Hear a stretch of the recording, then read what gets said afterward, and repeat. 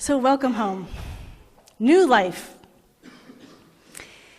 There is a wonderful organization in the Tri-Valley area. It's called Interfaith Interconnect. And they have what's called a religion chat once a month on the second Wednesday of every month. And they invite people from Dublin, Pleasanton, and Livermore, all the different religions and spiritual paths who are participating in interfaith. And they ask different leaders to speak on a theme. So the theme for this month is, what does your organization do to make the world better? Isn't that a great question? And serendipitously, but not surprisingly, the religion chat this month is being held over at St. Bartholomew's. And Reverend Andy, who is the pastor over at St. Bartholomew's, will be speaking, as will Gaurav Rastogi, who spoke to us last year from Hinduism. I think this is a really important question. What do we do as a community to make the world better?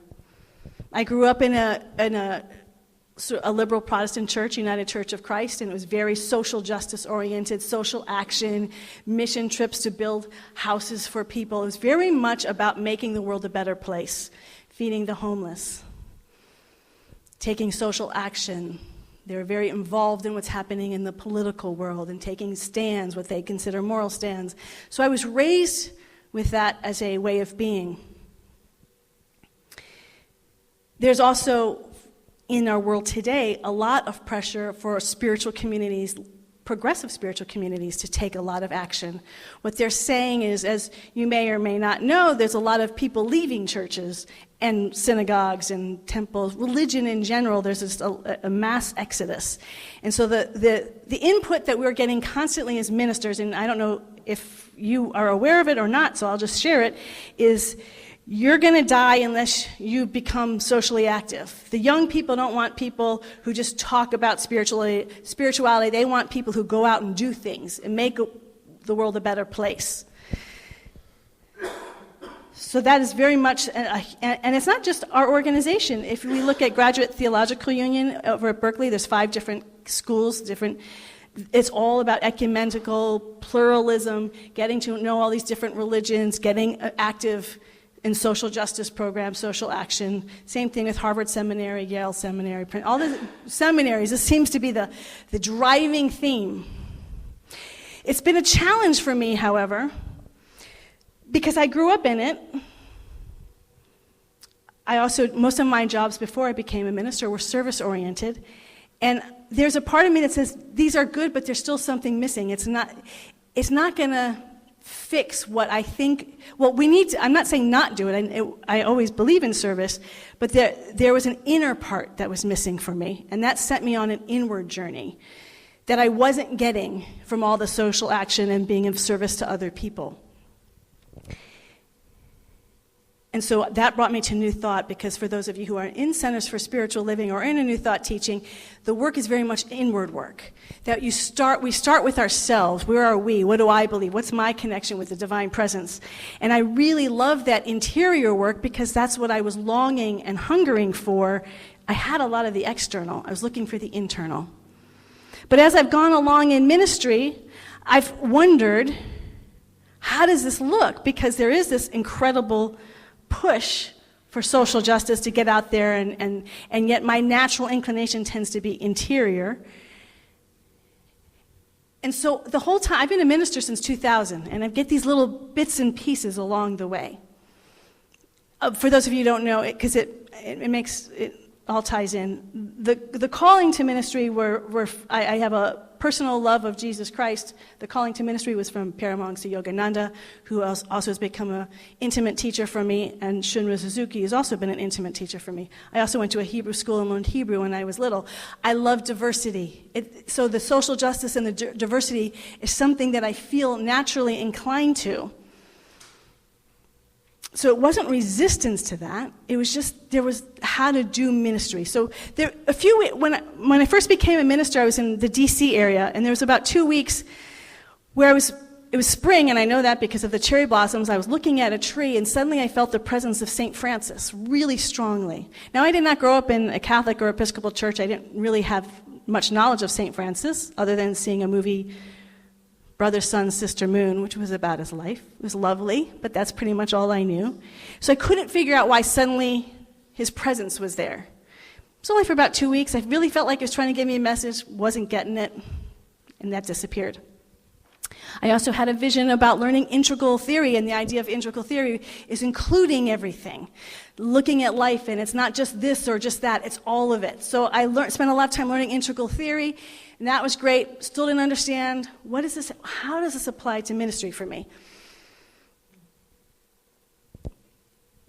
And then there's just little pieces. I remember one time my mother was visiting, this was years ago, and we went to San Francisco. By the way, I noticed San Francisco, St. Francis.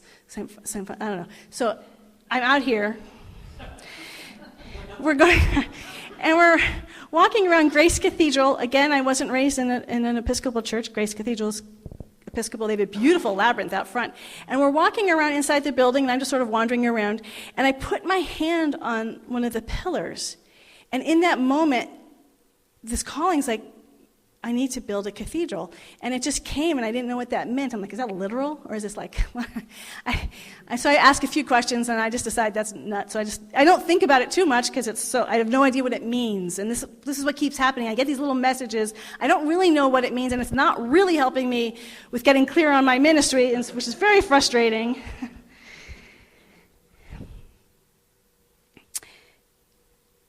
Every year from the Sunday after Thanksgiving to Christmas, I invite our community to go on a vision quest, to be on a pilgrimage. I look at it as that the veil is very thin in that holy season, and that's a wonderful time to catch a vision. So we do that every year, and this year is no different. I'm inviting us all to be on this pilgrimage this past year. One of the things I learned to do was, it was actually from when we were on College Avenue. Our community used to worship at a church on College Avenue, and that was a church that had been around for 40 years, and a Baptist church, a Jewish temple. It's had many incarnations, so you could feel all the prayer, and I noticed it. We can be in office spaces. There's so many opportunities, but there was something about being in a place where there was been years of prayer, and I noticed I just liked being there for that energy. So I like to go on walks. I find myself walking around different places of worship on their grounds, because I just feel it's different than walking I like walking in neighborhoods, but then I'll go into the church in that neighborhood and walk on their grounds. And I was in a neighborhood, and I was walking on the church's grounds, and they have a little labyrinth on their grounds. And I'm walking the labyrinth. This is just in December. And they have a little statue of St. Francis there. And I just give a nod to St. Francis. How are you doing today? And, I'll say, I don't get anything back, but I talk. And then I started walking on this labyrinth, and as I'm walking, I hear this voice, and it's St. Francis. This is just in December, and he says, it's time to start building. Now, in the past, I've learned, I get a little vision like that, and I'm so happy to feel that connection. I just take it in and go on. But I always find later there's questions I wish I had asked. So this time I caught myself, and I said, okay, what is it I'm supposed to start building? What exactly am I supposed to build? And the answer came immediately, a house of prayer. It just went straight to my heart. It's time to start building a house of prayer. One of the other things I've noticed, we've just had a visioning class, and often we just want to just burst out on that. We're going to get the vision and move on it like it's all do. I've experienced when I get a call or a vision, it takes me a long time just to absorb it, to take it in. So my first question to myself, there's no way I can give a vision out there until I become at least a little bit of that vision myself. So I start asking myself, how do I build a house of prayer within me? How do I become a house of prayer? So I sort of just being with that energy of what does that mean to be a house of prayer? I don't know what it means yet for our Lighthouse community. We're meeting at the community center. We've been looking for over a year for a place on Sundays. Nothing's happening. I'm not even thinking about that anymore. It just seems we've looked in Pleasanton and Dublin. We've been looking everywhere. Just let it go. And then Wayne Line, who is a practitioner here, he met with me and said,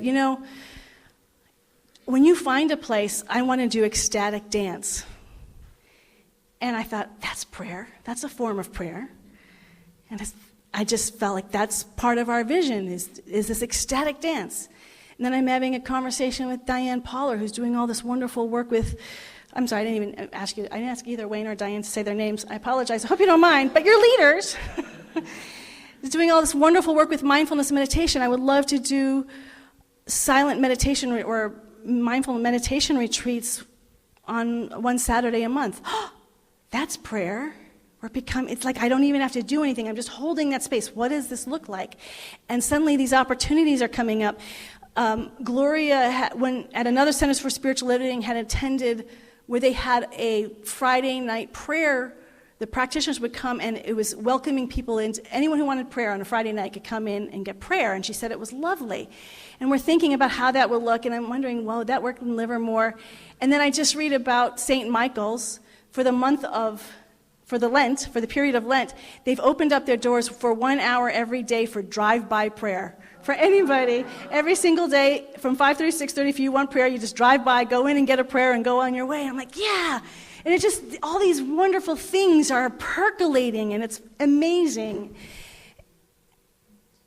I love that last week, we have our fifth Sunday whenever we have a fifth Sunday, we have practitioners speak. Can't plan this stuff.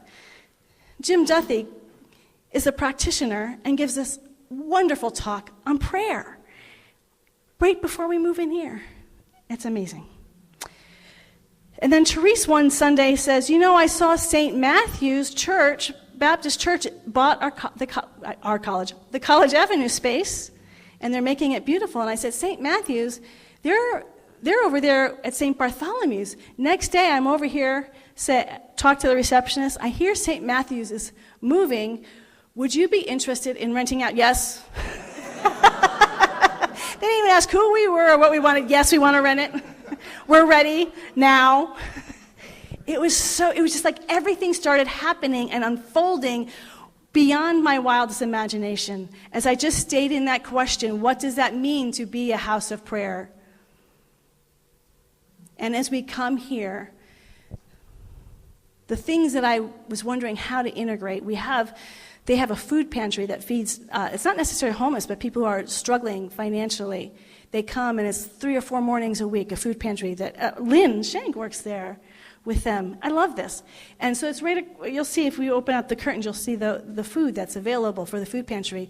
The Open Heart Kitchen, there was a fire at the vineyard, so they came here. So a few nights a week where Chit gives, I don't know where Chit is somewhere, there's Chit, she volunteers with Open Heart Kitchen. They feed the homeless. Not only do they feed the homeless, they have food for their pets. So when we were out here, they had food to give to their pets. It's so beautiful. And then St. Matthew's is still here on Saturdays feeding the homeless. So suddenly, being a house of prayer draws us into a place of service. Across the way, we have the Episcopal Church. They're having their religion chat this Wednesday. They're in May. May is in the month of Ramadan, which is a Muslim practice. And at the end of every day when they break their fast, they fast for the daylight hours, and when it's sunset, they can eat. And it's called iftar. And so here in this space on Sunday, May 12th, they're going to have an iftar dinner, and we're all invited. The diversity, all these things start happening, but it started with me not forcing it and trying to make it happen and saying, what is mine to do? Who am I to be? All of this service is wonderful, but if it's not anchored in the truth of who and what we really are, what it felt like to me when I was doing service that wasn't fully integrated spiritually, it's like plugging all the holes on a sinking ship. This world is a world of duality. There is pain and suffering happening all the time. There's a lot of, I was saying this a few weeks ago, there's a lot of outrage about everything that's happening. We have the potential to be in a constant state of outrage if we're upset about horror. And I just saw a film called Sometimes in April, and it was about the genocide in Rwanda that happened in 1993-94. And it's horrific. I mean, horrific. Women and children just killed a million people in a short period of time. And I started thinking, what was I doing in 1994? Like, I was living in my own little world. Everything was great. But there was this horror happening on another part of the planet. And we can be sure, I was in a family that watched the world news every single night, that there is pain happening on this planet every day. And if we want to be horrified, and we can be, because there's things to be horrified for. And that's what I became conscious of as I was giving service. As we're trying to do all these things to make the world a better place, we need to do it. Integral. We need to do the work, and we need to know the source that transcends all the problems, the duality. Because as long as we're in duality, you can see why the Eastern teachings really talk about it being a wheel. We're on this wheel of karmic pain and pleasure, duality, going back and forth, and it's never ending. It's never ending. The only thing that sets us truly free, truly equal, is to transcend our awareness to know that we are the divine presence that is absolute, unchanging bliss, joy, harmony, peace, creativity, abundance, that which has no opposite. And that is the source of who and what we really are. And that is the place where we want to continue through being a house of prayer, through being, as Beth read this morning, not just praying once in a while, but being in a state of prayer as a way of life, as a way of being, which actually combines with the Eastern teaching, which is meditation, which is being in a state of higher consciousness. That our role as a lighthouse, to be a light, not temporary light, not light that turns into darkness, in the mystics call God's light, the transcendent light, the uncreated light. We don't create that light. We just become a vehicle of that light. We become a place where that light can shine. And the only way that happens is by staying in constant communion, in prayer and meditation, with the divine source of our being. I heard a wonderful talk by, interestingly, and not intentionally, but by an Episcopalian minister, Reverend Tracy Lind from Cleveland, where I'm from. She struggled. She knew she loved God. She always wanted to serve in a clergy way. She didn't know how she fit. She said, like many people in America, she said 40%, I trust her with the statistic, come from diverse homes. Her father was Jewish. Her mother was Christian. She loved both teachings. So her calling, should she go the Jewish path? Should she go the Christian path? She was also gay. Where do I fit in there? So she was struggling to figure out where I go. She knew she had the calling, and so she was in this constant conversation with the divine. And she said that in this, it was getting closer and closer. She could feel that presence, and she went into a McDonald's, and suddenly the divine started talking with her. She said, I found God in McDonald's. And she immediately got a piece of paper out, and she put M for me and G for God. And this dialogue started happening, and she goes, I can only tell you that that voice was not mine. It wasn't my imagination. It wasn't me thinking to myself. It was a voice that I was in dialogue. It knew me very well, and it was addressing personal wounds that I needed to heal. And it was guiding me on what I needed to do next. But the greatest gift that she got, and what I felt so deeply, deeply resonate with, is the greatest gift that it gave her is that the truth came from within her. Nothing outside of her could have guided her on what her next path, what her path was to be. The place where we are all radically equal, no matter where we are on the socioeconomic scale, whether we're from America or a third world country or from Europe, doesn't matter. Where we are, what our race, what our culture is, our sexual orientation, the place where we are always automatically equal, not superior, not inferior, absolutely equal, is the divine presence within us. It is equally in every single one of us. Everyone has it. Everyone has access to it. We listen to that voice within through our prayer, and it will guide us specifically and uniquely. Diversity isn't just about race, culture, and sexual orientation. Every person in this room is diverse. Every one of us has different perspectives. We all have different ways of doing things. Our spiritual path has been different. It's completely unique because I know if you're here, you have been listening to that voice within you. You have been communing, and the more we listen and the more we follow it, it's extraordinary the things that unfold for us. This whole experience, I couldn't have planned it, and yet it's unfolding as we listen. It's a mystery. I think I'll go to that in a minute. We want to listen to that presence and not be, no matter how good the intentions are externally, as much as people are telling me what I need to do to be an effective minister today, that's all external. We do that so much to ourselves. You need to do this. If you're going to be if we look at history, this is what helps set me free. Hundreds of years ago, there was a belief that the way you know someone was spiritual is how much they suffered. If they were suffering and miserable, they were spiritual. Because if you're in too much joy, the devil has them. The devil has grasped them because they're just way too happy. Right? That was the old idea. And then it changed. And then, no, you're supposed to be happy. You're supposed to be rich. And New Thought teaching for a long time was called the prosperity teaching. And then there was the sense of, now you know if someone is spiritual, it's the opposite. If you're rich and happy, and you can't be unhappy. So we have these different, and now it's, forget both of those. You know you're spiritual if you're really socially progressive and socially active, and you're in the social justice system, and you're doing stuff. That's how we know. So we have these different cultures, have these different ways of identifying what it means to be spiritual, and spirit's just the same the whole time. It hasn't changed. Our views, our perceptions change, how we judge things change, but the divine presence is always being itself, regardless of our opinion and perspective. And the deeper we go into that presence, the more unmoved we get by the world outside, and we move solely from that place from within. And that is when we are coming from our most authentic place, our most truest place. It was when we follow that voice within us, regardless of what everyone else is saying. Whether it supports us, yay, it's great, or they don't support us, that's too bad. Either way, I'm going to follow that presence within me. And then people ask, well, how do I know when it's the divine voice versus my own voice? I love Mary Mannon Morrissey's answer to this question. She was talking at a time before there were cell phones, so I heard this a long time ago. And that's important because cell phones have a caller ID. But she said, you know when your parents call you on the phone, you don't go, who is this? You know who it is. You know their voice, right?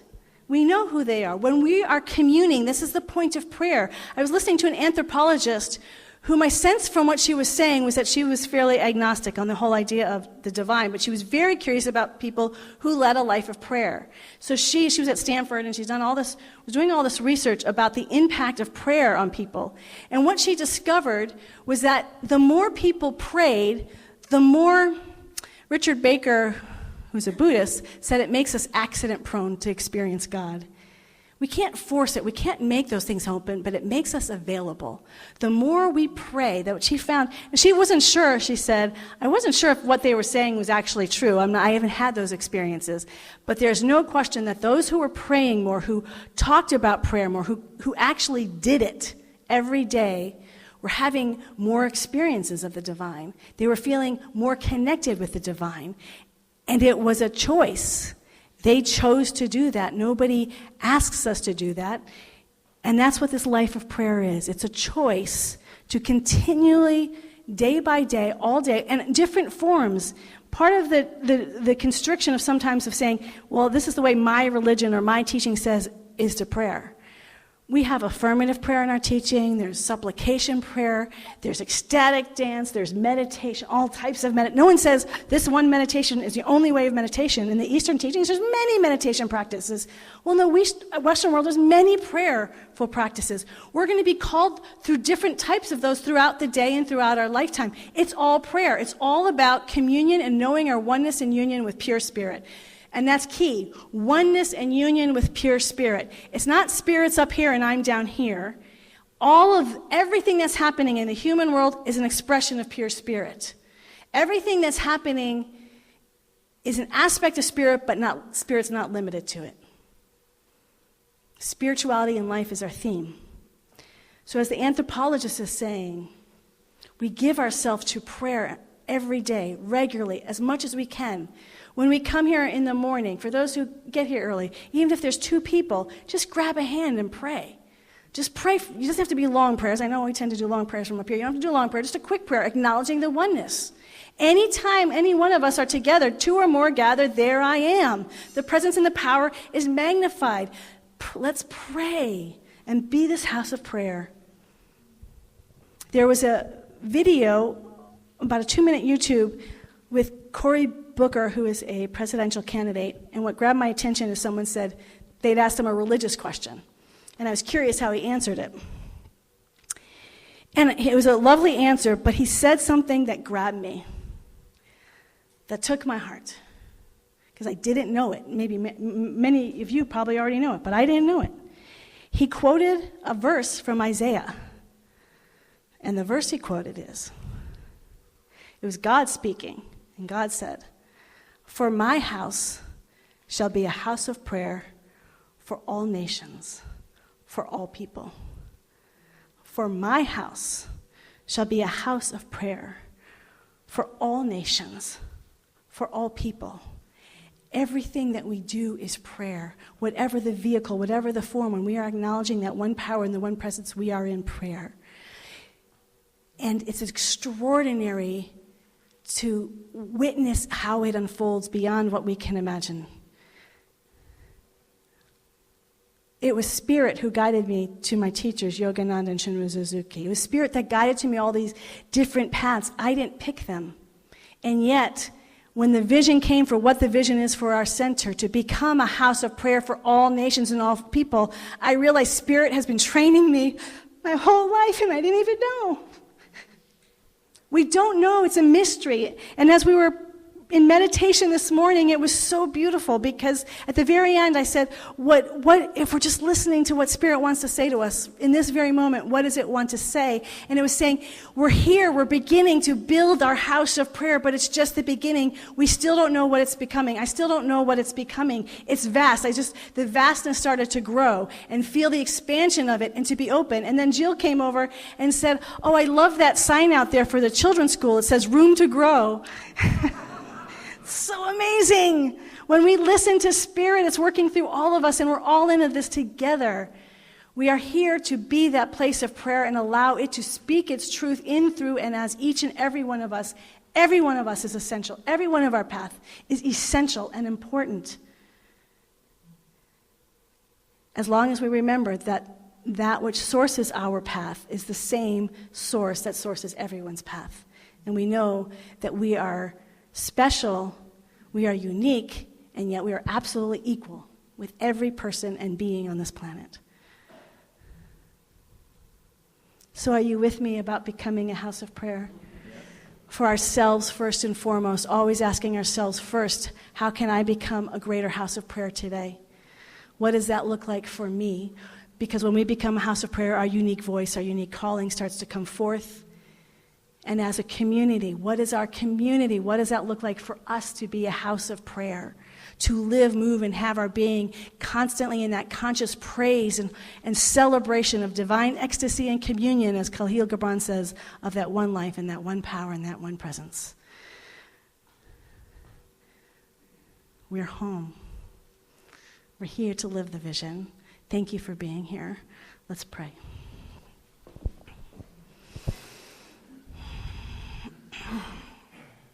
Beloved, infinite love intelligence of the universe, this divine, infinite love, how grateful I am to know that you are everything, that you are the galaxies upon galaxies upon galaxies and billions of stars. You are every grain of sand, every drop of water. You are every leaf, every mountain, every desert. You are all this incredible, extraordinary creation, every plant, every animal, every insect. You are the fish and the fowl. You are everything. And you are beyond everything. You are beyond any word or concept or path. You are beyond anything we could ever humanly grasp onto. That is impossible. You are beyond everything that is a form, physical, emotional, or mental. You transcend everything. And what an extraordinary gift to know in that transcendent love, that transcendent light that is beyond words, and that transcendent beauty that we cannot describe, that love, that joy, that peace. All of that is right where we are here and now, that we are made in the image and likeness of the infinite oceanic love intelligence of the universe. Each and every one of us, all life pulsates and is a tangible expression of your life, of your power and your presence.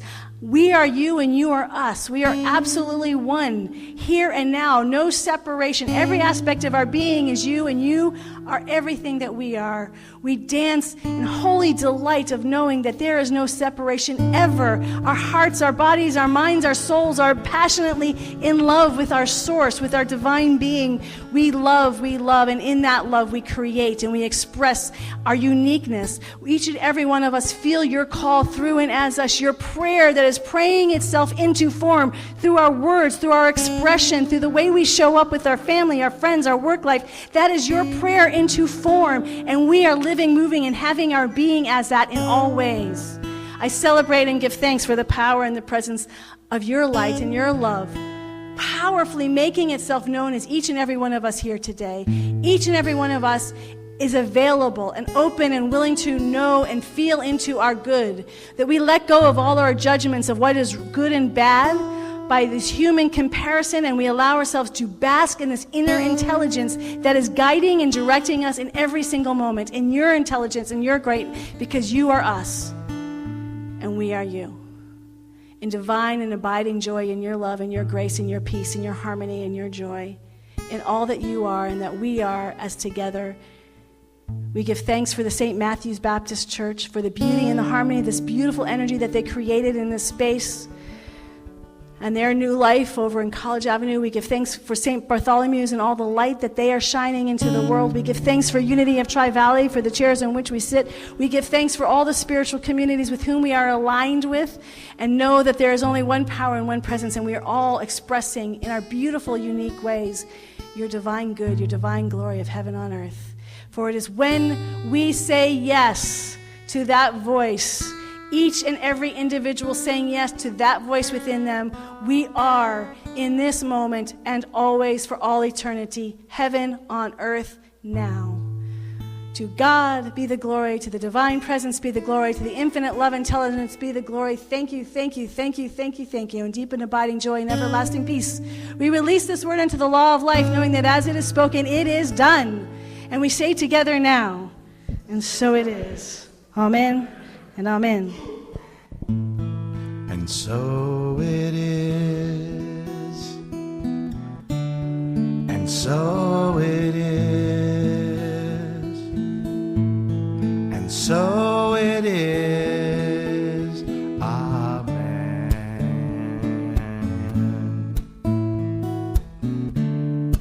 Amen. Amen. And so it is. Amen. Amen and amen.